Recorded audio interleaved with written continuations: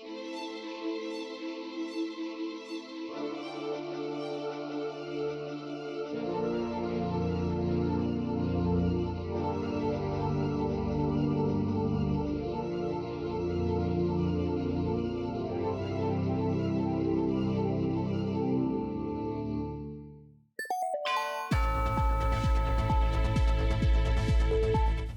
intend to resign as party leader, as prime minister, after the party selects its next leader.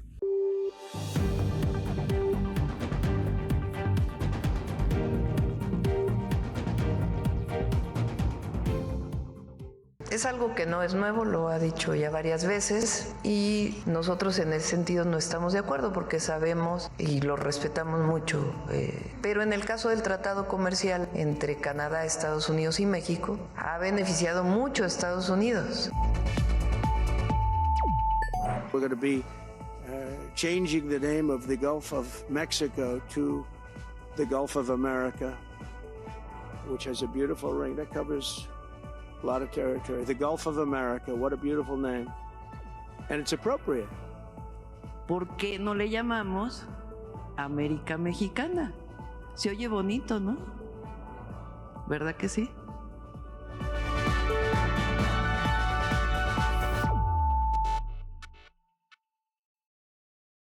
Bienvenidos a Mirador Norteamericano, una coproducción de la UNAM, la CUAED y el CISAN. En esta ocasión vamos a estar hablando de la cooperación transfronteriza entre México y Estados Unidos. Un tema particularmente importante en este momento, en donde diferentes situaciones han producido enfrentamientos, violencia, alejamiento, pero también una coyuntura importante para recordar que hay muchísimos temas en los que estamos cada vez más cerca entre la población mexicano-estadounidense, entre los gobiernos de aquel lado de la frontera y también de este lado. Y para ello, pues bueno, tenemos en este programa al doctor Roberto Cepeda, coordinador de estudios de la integración, participante asiduo de este programa, quien usted ya conoce bien, y también el doctor Manuel Martínez Justo, exdirector de la FES Acatlán, actual coordinador de enlace de la Secretaría General con las facultades y escuelas superiores del interior de la República, un experto además en temas de gobernanza transfronteriza, así que va a ser un programa muy interesante que nos va a ayudar a entender mejor la interacción entre los países, entre las comunidades, entre los gobiernos de esta importante región, importante para México y también importante para Estados Unidos. Va a ser un programa interesante. Es Mirador Norteamericano. Quédese con nosotros.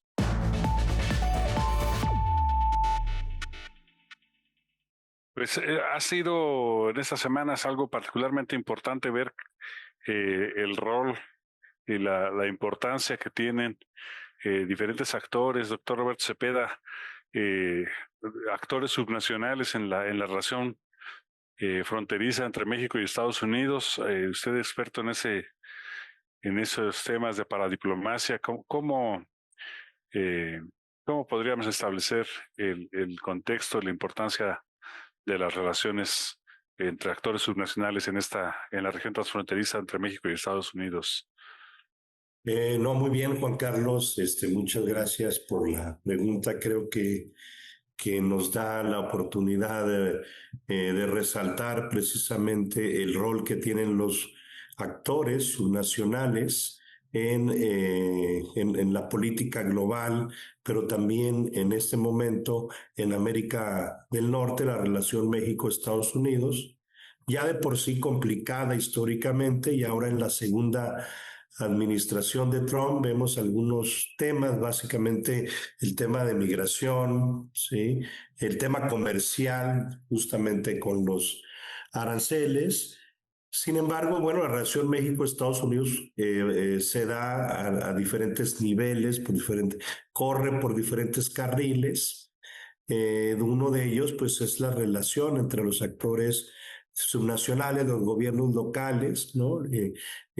Actores, por ejemplo, como los migrantes, ¿no? Estas diásporas que también se han organizado.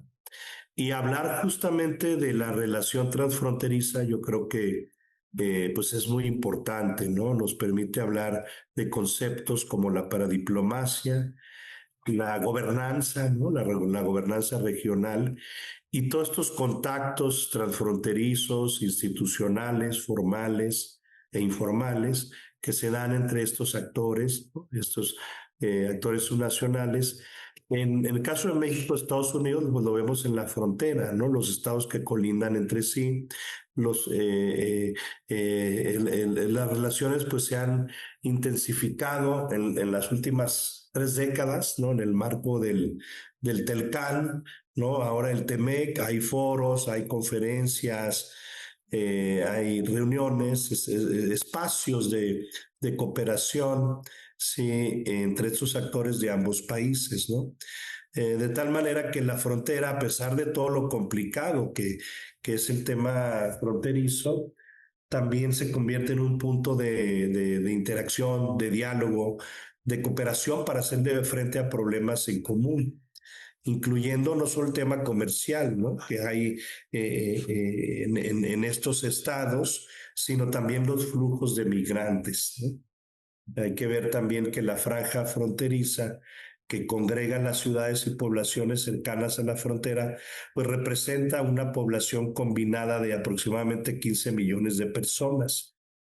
Y la cooperación entre Estados Unidos y México a lo largo de la frontera incluye esta coordinación entre funcionarios estatales de los 4 estados de la Unión Americana que colindan con México, los 6 estados mexicanos que hacen frontera con Estados Unidos, pero también de los gobiernos locales, ¿no? Temas de infraestructura, temas de transporte, de movilidad, ¿no? Entre los cruces fronterizos, de seguridad, la migración que ya mencionamos, los recursos naturales, la salud ahora recientemente con la pandemia, el tema del medio ambiente, ¿no? Hay grupos como el Grupo Binacional de Puentes y Cruces Transfronterizos, que es de carácter multiinstitucional, que se reúne periódicamente, ¿no?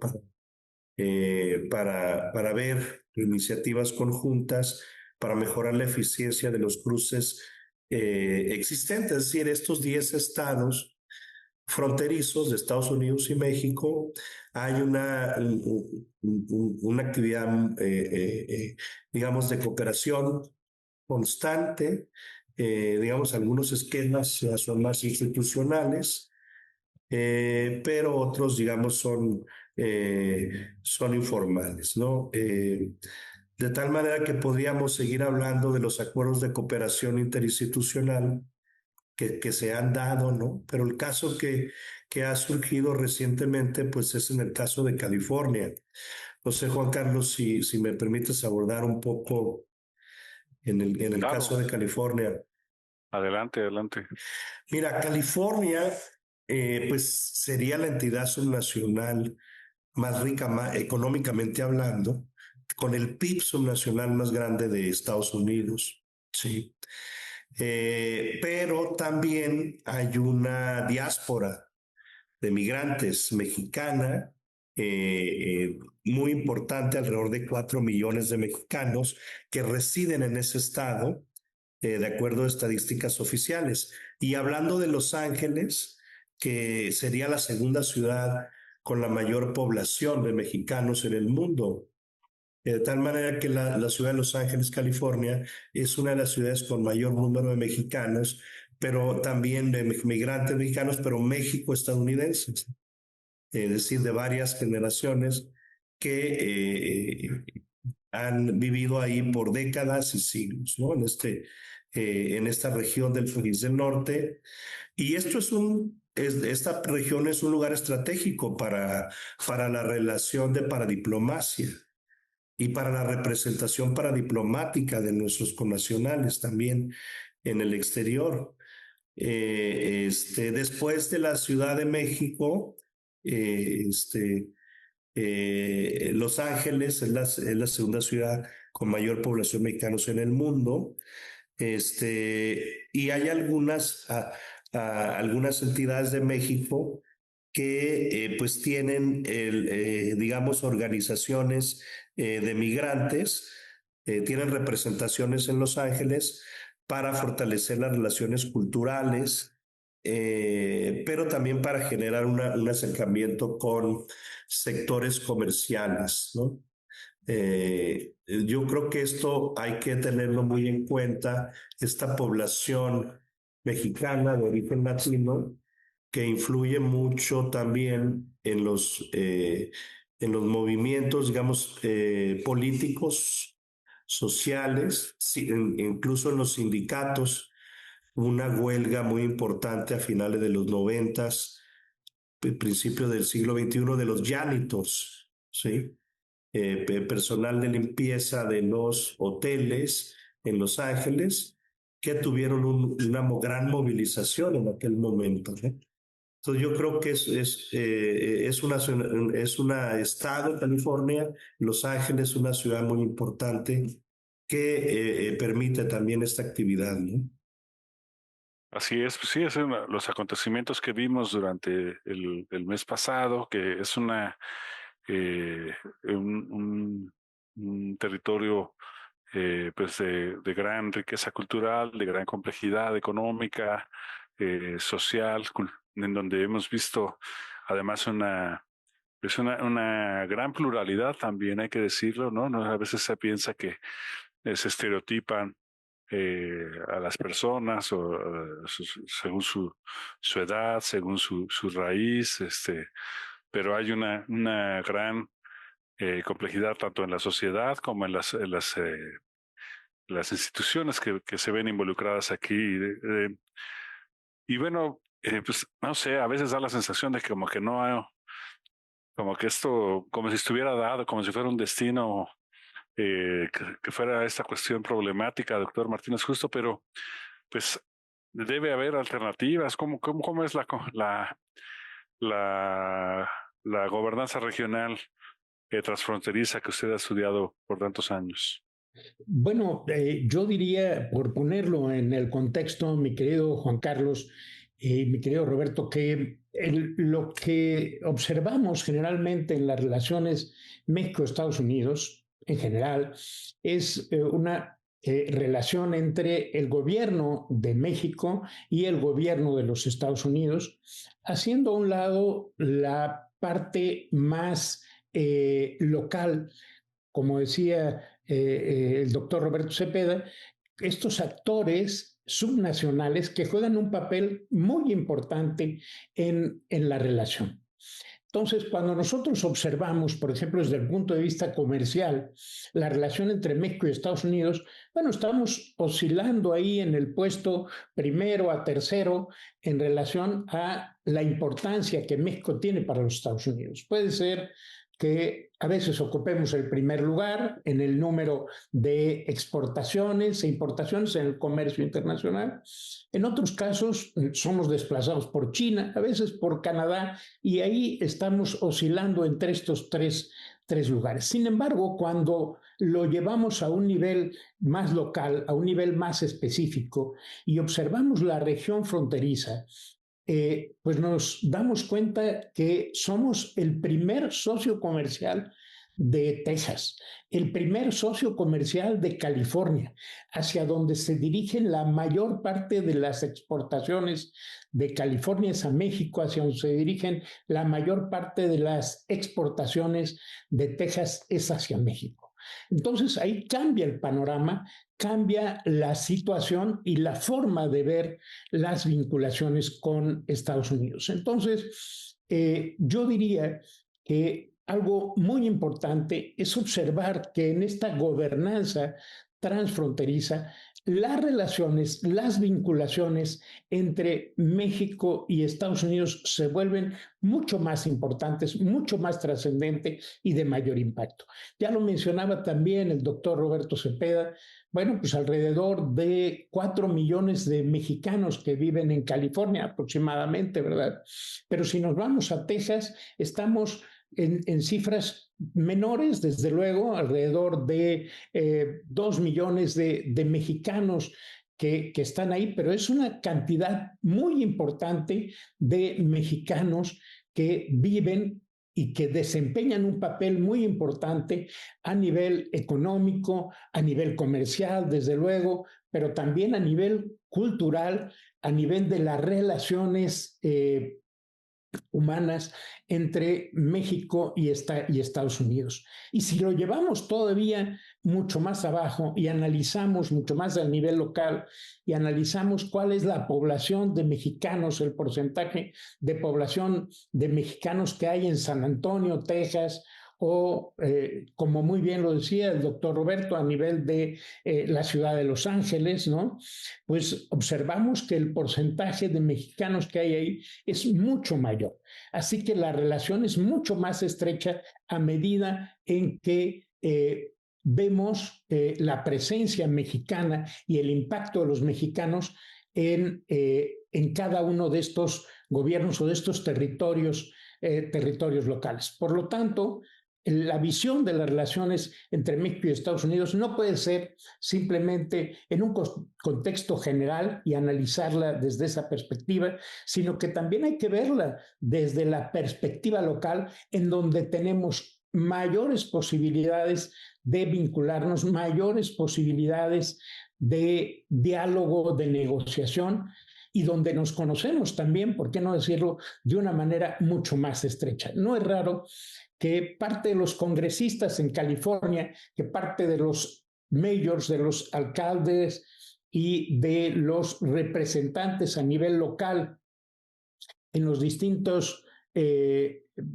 municipios o condados, dependiendo del lenguaje que utilicemos en los Estados Unidos, sean básicamente mexicanos o de origen mexicano, ¿verdad? Así que digamos que tenemos vinculaciones diferentes, pero a medida que bajamos hacia lo local, que nos centramos en lo local y en la franja fronteriza, nuestra presencia es mucho mayor y nuestra capacidad de diálogo y de negociación aumenta de manera sustancial.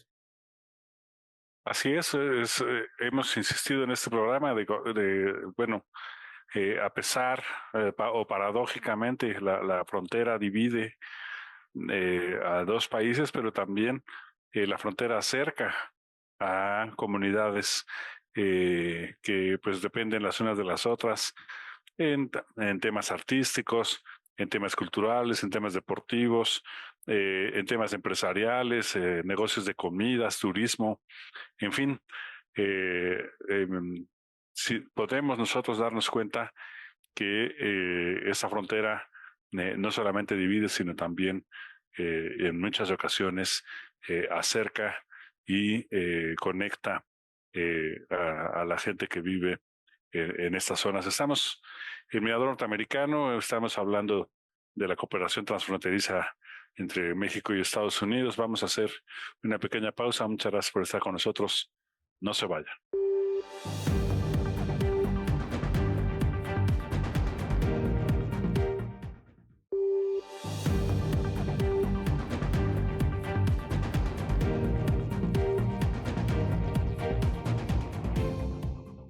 Estamos de regreso en Mirador Norteamericano. Estamos hablando de la cooperación transfronteriza entre México y Estados Unidos con el doctor Roberto Cepeda del CISAN y el doctor Manuel Martínez Justo, exdirector de la FES Acatlán. Doctor Cepeda, pues bueno, hay todo un tema en relación con las migraciones, las palabras que se usan para definir estas cuestiones, diásporas, exilios, migraciones, cuestiones que nos preocupan, y hay una diplomacia entre las comunidades migrantes, entre las organizaciones que son cruciales para las relaciones transfronterizas y que han jugado un papel fundamental en estas últimas semanas. No, me parece muy apropiado analizar justamente lo que estamos presenciando en la Unión Americana, el tema de los migrantes mexicanos. Empezaría, Juan Carlos, con pues hacer un análisis de esta diáspora de migrantes mexicanos, que es muy, muy importante. Hay que tomar en cuenta que son con nacionales, ¿no? Que en algún momento dado se trasladaron a Estados Unidos o que son incluso desde generaciones atrás, pero que no pierden el contacto con sus lugares de origen, ¿no? Está el tema también ahí de las remesas, ¿no? Que también podemos comentar un poco.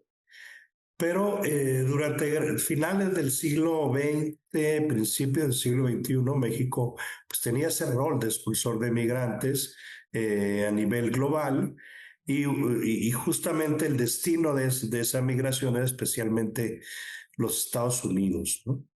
Eh, Podemos ver, de acuerdo a datos del Pew Research Center, eh, que toman como base los datos de la Oficina del Censo de Estados Unidos, se calcula que alrededor de 37.2 millones ellos le llaman hispanos, ¿no? De origen mexicano, vivían en Estados Unidos, estos datos del 2022. Y los mexicanos en este perfil, pues son personas que se autoidentificaron como hispanos de origen mexicano, incluyendo los inmigrantes, digamos, que siguen teniendo nacionalidad mexicana, son migrantes, y aquellos de nacionalidad estadounidense. Podemos también remarcar, Juan Carlos, que los mexicanos los migrantes de origen mexicano son la mayor población de origen hispano que vive en Estados Unidos, representando el 60% de la población hispana en ese país. Y de hecho ha venido aumentando de manera muy importante en los últimos años para señalar que en el padrón de votantes de Estados Unidos es la mayor minoría, ¿no? Sí, es la primera minoría, superando incluso a los afroestadounidenses, ¿sí? Afroamericanos. Y bueno, de esos casi 40 millones digamos, de la diáspora mexicana en Estados Unidos, lo que podemos advertir, como ya bien lo decía de manera muy acertada, doctor Manuel Martínez, justo se concentran, ¿no? En algunos estados, yo diría principalmente tres: California, Texas e Illinois. California concentra alrededor del 38% de la población mexicana migrante, seguida por Texas con el 22%, Illinois con un 6%. Bueno, esto depende también de factores históricos, ¿no? De tendencias de la migración de décadas atrás, ¿no? Cero, también me gustaría hacer el mencionar que de hecho 4 condados, si hacemos el análisis por condados, ¿no? Son 4 condados los que concentran la mayor parte de mexicanos migrantes. Los Ángeles, primer lugar, en California; Harris, en Texas, segundo lugar; Cook, en Illinois, en tercero; y Orange, California, ¿no? En total, estos condados en conjunto albergan aproximadamente una cuarta parte de la población mexicana en la Unión Americana, ¿no? Entonces, es importante que, a pesar de que la diáspora mexicana está dispersa también en otros estados, esta presencia en estos estados y condados es importante remarcarla, ¿no? Y nos permite también, bueno, comprender la presencia migratoria a nivel regional, a nivel local. Obviamente hay factores económicos, laborales, ¿no? Geográficos también, y de asentamiento de estos flujos de migrantes, ¿sí? De hecho, la diáspora mexicana, lo vimos en un libro que publicamos con la doctora Camelia Tigao, solamente es la segunda a nivel mundial, solamente detrás de la diáspora de la India, ¿sí? Y bueno, esto es importante, ¿no? Ver que también en la composición de género, ha aumentado la participación femenina de la diáspora mexicana, representando el 48%, en datos más recientes. Obviamente 52% género masculino, ¿no? Y lo otro que mencionaba, que es que se siguen manteniendo estos vínculos transfronterizos con sus comunidades de origen. Bueno, pues esto es importantísimo, doctor Martínez. Justo el diálogo, ¿qué nos podría decir sobre esta interacción, esta comunicación que nos mantiene cercanos en esta región? No solamente hemos construido, digamos, una relación formal, política, derivado precisamente de la influencia de la diáspora, sino también hemos establecido diálogos que nos permiten buscar o encontrar alternativas para ir resolviendo problemas que nos atañen a los ciudadanos y no al gobierno en general. Me estoy refiriendo en concreto a las distintas reuniones que se han conformado entre alcaldes mexicanos y de los Estados Unidos. Recientemente, en el mes de marzo, se hizo la más reciente de estas reuniones de alcaldes de México, Estados Unidos y Canadá. Y lo menciono de esa manera porque, bueno, mientras se cuestiona en este momento cuál es el futuro que va a tener el Tratado de Libre Comercio y las relaciones entre México y Estados Unidos, entendiendo que estas ya no serían desde una perspectiva regional, sino bilateral, México-Estados Unidos, México-Canadá o Estados Unidos y Canadá, los alcaldes se reúnen de manera tripartita en el mes de marzo y desde luego llegan a acuerdos muy interesantes con una declaración conjunta entre los alcaldes de los tres países, donde hablan de la necesidad de un comercio justo, donde hablan de la necesidad de promover las economías, donde hablan de la necesidad de fomentar las relaciones a nivel regional. Por lo tanto, estamos hablando de ópticas distintas, de niveles de diálogo diferentes, que no solo incluyen a los gobiernos de los tres países o de los dos, si consideramos simplemente México y Estados Unidos, sino que aquí se trata de un diálogo que beneficie a toda la población. Y esa es una alternativa importante. Hemos construido otras también desde finales de los años 50, como es la comisión entre Sonora y Arizona, ¿verdad?, que han permitido el diálogo de ese estado fronterizo mexicano de Sonora con su estado vecino de Arizona y que han abierto perspectivas muy interesantes de entendimiento entre ambas partes. En todos los casos, mi querido Juan Carlos, lo que se trata de hacer es de dar mayor conocimiento a las poblaciones y a los gobiernos de uno y otro lado, en donde habitan, en donde viven, en donde sufren, pero también en donde disfrutan las distintas poblaciones de los dos países, ¿no?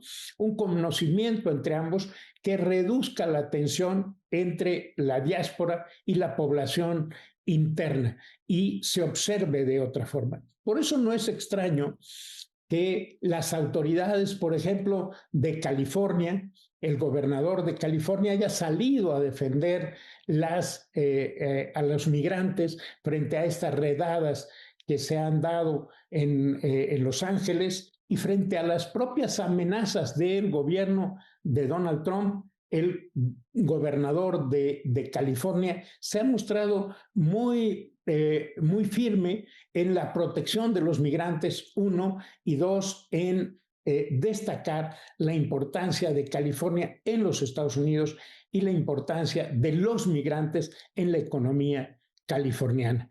Así que yo diría que es muy intensa la relación, sobre todo a nivel de los gobiernos locales, y por ahí estamos encontrando brechas, alternativas, resquicios para un diálogo diferente, bajo otra perspectiva, que puede ir cambiando paulatinamente el sentido de la confrontación entre México y Estados Unidos en esta etapa del gobierno de Donald Trump. Sí, importantísimo además resaltar estos vasos comunicantes que bien has señalado, lo hemos insistido a lo largo de los episodios de Mirador Norteamericano, la gran cantidad de elementos que hacen que, pues más allá de la opinión, de una ideología, de un grupo, que no tiene relación con los acontecimientos, pues hay un conjunto de esfuerzos que son históricos, que se han fortalecido en este contexto de crisis y que además, pues bueno, nos plantean la posibilidad de, pues no sé, ir más a fondo en estas etapas que vendrán los meses siguientes, la renegociación del TEMEC, y bueno, otros temas que no saldrán aquí, pero que han sido importantes también de estudiar en el CISAN, como es el Mundial de Fútbol, que pues bueno, como ejemplos de la gran cantidad de cosas en las que a veces por las buenas, a veces por las malas, pero tenemos que cooperar, tenemos que dialogar y tenemos que mantenernos pues en sintonía para beneficio de las comunidades en ambos países. Y bueno, pues un factor que sin duda habría que traer a colación, doctor Cepeda, es pues el tema de las remesas, ¿verdad? La necesidad que hay, la manera en la que nos conectamos, no solamente es todo lo que se ha mencionado, sino también pues pues la lana, ¿verdad? El trabajo, el producto del trabajo de las comunidades que allá están y que pues es ambicionada por algunos actores para capturar parte de ella. No sé, ¿qué nos puedes decir un poco sobre este tema, doctor Cepeda? Sí, pues yo creo que es un tema muy importante, ¿no? Está vinculado a lo que hemos estado hablando de las diásporas de migrantes en Estados Unidos. Y este vínculo precisamente que hay, que permanece, que sigue entre los mexicanos en Estados Unidos con sus comunidades de origen. Y este vínculo se confirma precisamente con ese envío, ese flujo de remesas. Yo creo que un reto importante es facilitar, ¿no? El envío, los envíos a México, reducir los costos con esas transacciones, porque las remesas desempeñan un papel crucial en la economía mexicana, en el bienestar de las familias de los migrantes, que regularmente son familias pues que con esto pueden tener, con estos envíos pueden tener un impacto significativo en su calidad de vida, ¿no? Y que se usan principalmente también para pues gasto corriente, ¿no? Para más que en algún momento se les trató de ver también como para crear infraestructura y programas de gobierno, pero realmente es gente de los estratos sociales, ¿no? Más bajos, que usan esto para manutención, para alimentación, ¿sí? Y en el caso de México, pues estas remesas enviadas por migrantes mexicanos representan una de las principales fuentes de ingresos del país, y una fortaleza también de la economía nacional. A nivel global, México ocupa el tercer lugar en el mundo como receptor de remesas, después de la India y China. Y obviamente, pues estas remesas cada vez más están aumentando. Hablábamos en 2021 de 50,000 millones de dólares que se enviaron solamente en ese año, y que en 2023 ya eran 63,000 millones de dólares. Cada vez que son las cifras más altas en décadas recientes. haciendo el análisis de los estados subnacionales de Estados Unidos, desde donde se envían las remesas hacia México, tenemos a California, tenemos a California en primer lugar, diría yo, en segundo lugar a Texas, luego sigue Minnesota y posteriormente Arizona, el estado de Illinois y Florida. La creciente importancia de los actores subnacionales en la relación México-Estados Unidos es un tema que no debemos soslayar. La diplomacia, la paradiplomacia, que corren de manera paralela, que tienen justamente un rol, ¿no?, muy importante de vincular a no solamente los gobiernos locales, las entidades subnacionales de ambos países, de que esta vinculación que tenemos con las cámaras empresariales que nos van a servir también para pues hacer ver a el gobierno de Trump que esta política antimigrante pues resulta contraproducente, ¿sí?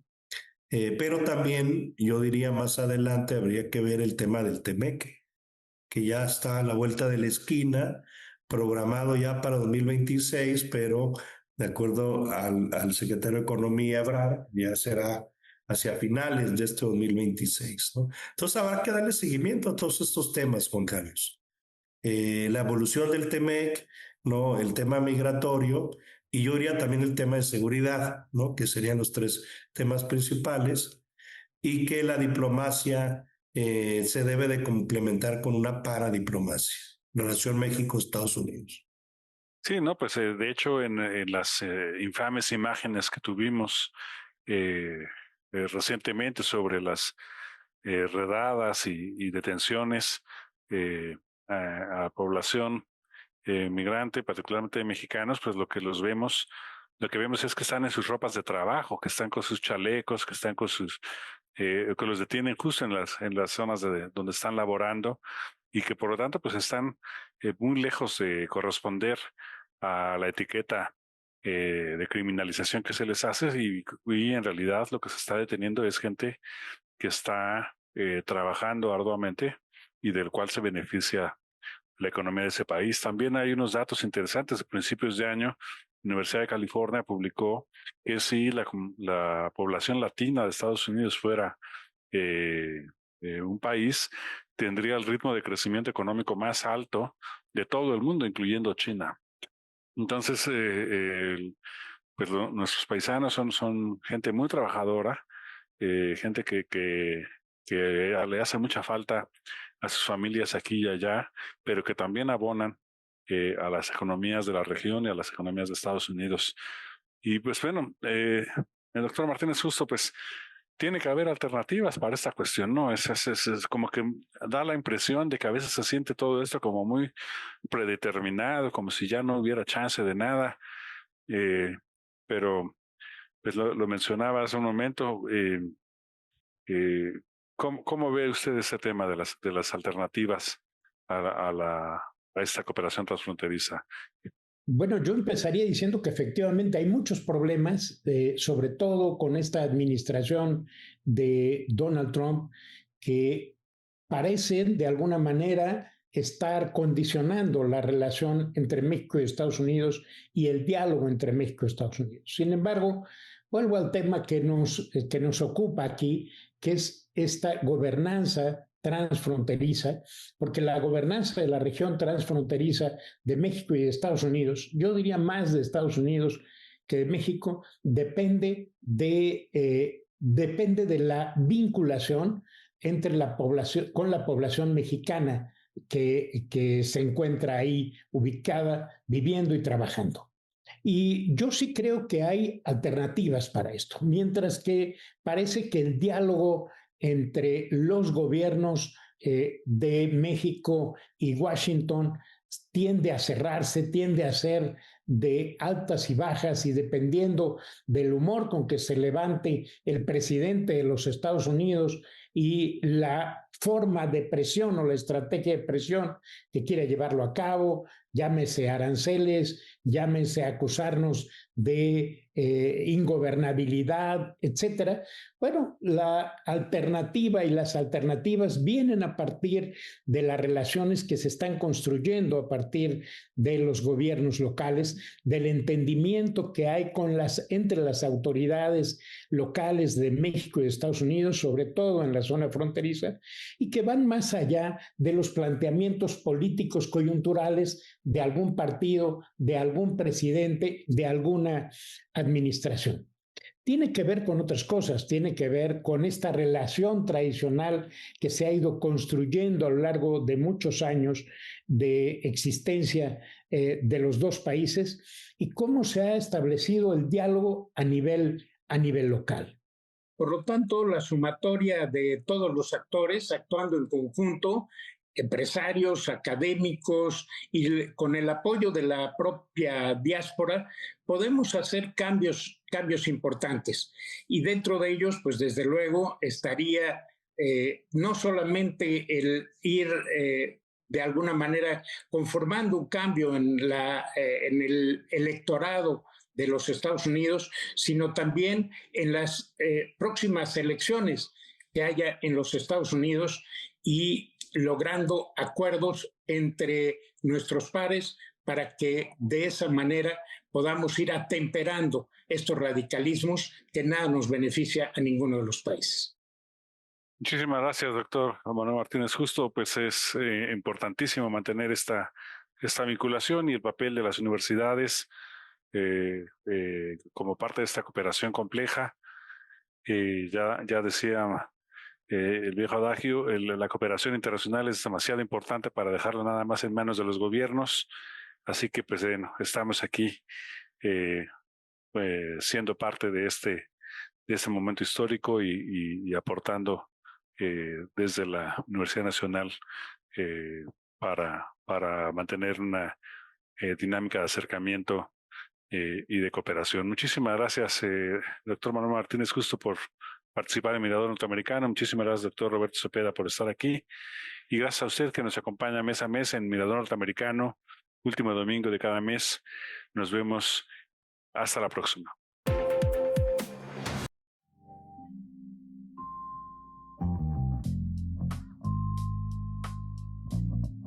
Y en tu caso, Manuel, no sé si quieras que ahondar en alguna de las cosas que ahorita mencionaste. Sí, podemos ver cómo, digamos, la mayor parte de las vinculaciones de los municipios tienden a ser con estos dos estados y el diálogo tiene que ser, el diálogo se hace básicamente con la zona, la zona fronteriza, ¿no? Perfecto, muy bien.